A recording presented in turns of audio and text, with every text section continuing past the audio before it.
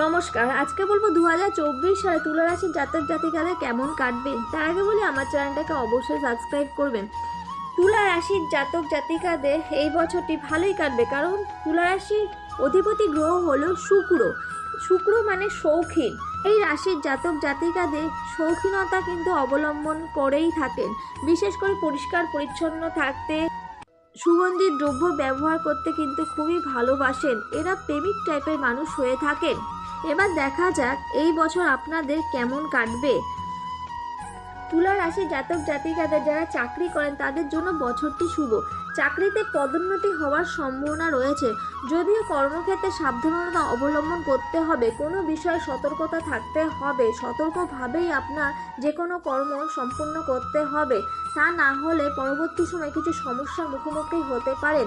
কেরিয়ারের ক্ষেত্রে বছরের মাঝামাঝি সময় থেকে সময়টি শুভ নয়, সেক্ষেত্রে বিশেষ সাবধানতা অবলম্বন করতে হবে।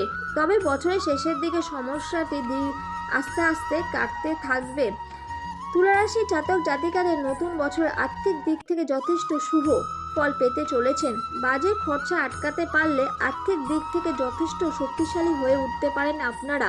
অন্যথা বিপরীত অবস্থাও হতে পারে যদি ব্যয় করেন না বুঝে। এই কারণে অপ্রয়োজনীয় ব্যয় সম্পর্কে সাবধান হতেই হবে বছরের প্রথম থেকে। সুচিন্তিতভাবে বিনিয়োগ করলে আপনারা সেক্ষেত্রে লাভবান হবেন। অবশ্যই অভিজ্ঞ ব্যক্তির পরামর্শ নিয়ে করুন, তা না হলে কিছুটা সমস্যা হতে পারে। আপনারা চটজলদি লাভের আশায় কিছু ঝুঁকি নিয়ে ফেললে সেক্ষেত্রে সমস্যা হবে। তুলা রাশির জাতক জাতিকাদের নানা রকমের বিতর্ক থেকে নিজেকে সরিয়ে রাখতে হবে এই 2024 সালে।